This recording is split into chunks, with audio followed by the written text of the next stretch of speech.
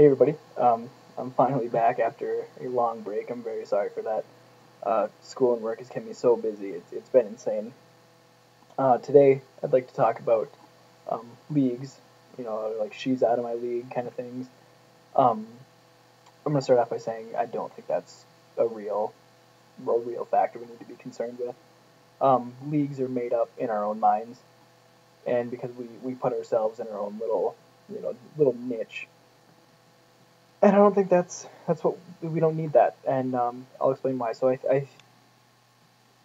we kind of put ourselves on our own scale, and we, you need to shoot for the stars kind of thing. Like if you find somebody very attractive, there's no reason you can't pursue them. Like you just go for them because there is no such thing as a league, and as soon as we all realize there's no such thing as a league, we're all gonna be a lot happier because we'll be chasing our dreams. And yeah, like attractiveness has a little bit to do with whether or not a relationship's gonna work. Because let's be honest, you have to be attracted to the person you're with.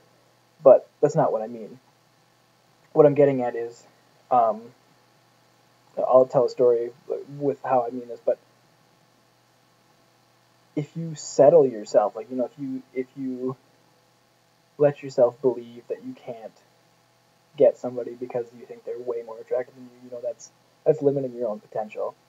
And there are several factors you need to go with. And I'll tell a story right now about a time I've kind of pushed boundaries as far as leagues go. So my older brother got married last summer, and as we were going to get our tuxedos measured, I saw this absolutely adorable girl. Like she was so pretty, and she was working there, and like she helped us get our measurements, try on our stuff. And I wanted to talk to her a little bit, maybe um, flirt a little bit, but I chickened out. I couldn't do it. I was afraid. I couldn't handle the pressure. So we left, and then we went to pick up our tuxedos. She was working again, and this time I was like, gosh, I really want to talk to her. I want to talk to her so bad. And I didn't.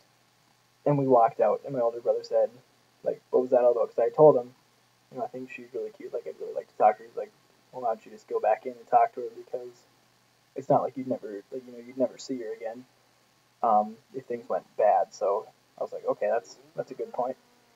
I walked back in there, and she had gone to the back room, but her coworker was there. She's like, can I help you?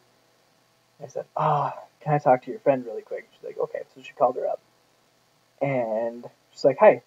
And I walked up to her and said, I'm really sorry to bother you, but I was wondering if you were free next weekend. And she kind of giggled and said, yeah. I was like, well, I'd like to take you out to dinner if that's all right. And she laughed and she said, yeah, sure. So I got her number, and we were texting a bit, here and there. Things were going really well. And this kind of has a twist because at the end, like just before, like a day, no, it was 2 days before we were set to go on our date.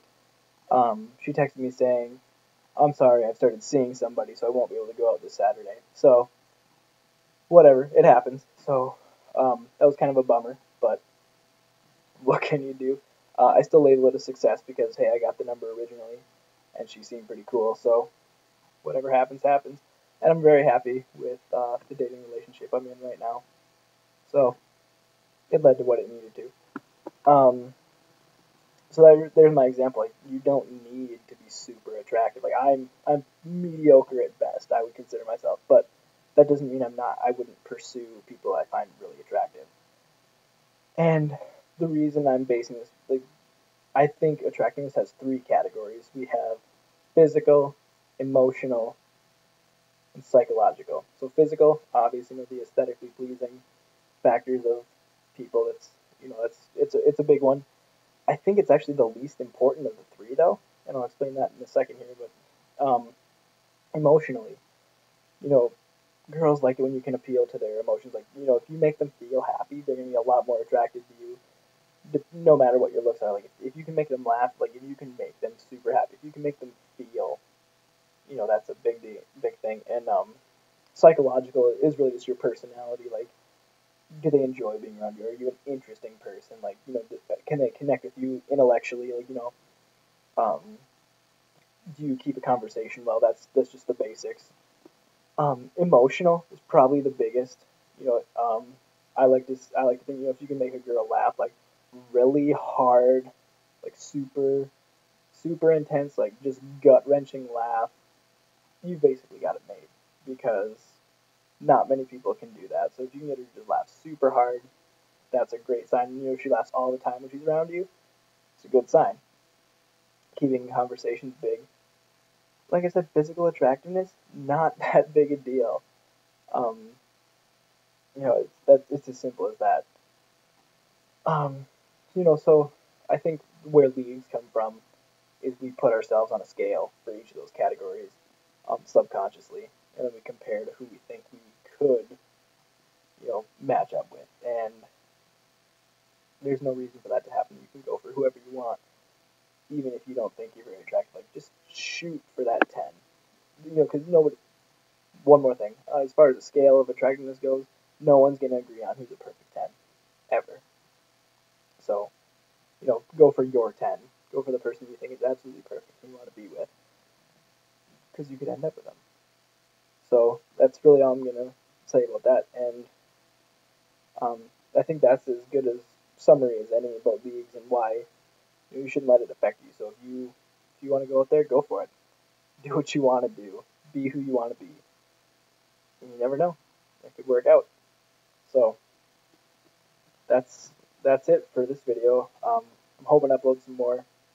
One quick thing: I finished my first book. It's called Friends with a Story, and it's a collection of stories of everything that I've done from 7th grade in high school, just about till recently. Because my stories are so awkward. I'm going to be doing some videos on them. It's crazy, because when you hit puberty, that's an awkward enough time in your life. But I supercharged it, and I felt the need to write a book. So if you want a copy, you can get a hold of me. I'll be doing some hard copy and um, document through email, but we'll figure it out. If you just get a hold of me, we'll figure it out. Inbox me on YouTube or my Facebook page, and I'll get you all sorted out. So thanks for watching. Sorry this video ran a little long. I'll be hoping to upload more in the future. See you next time.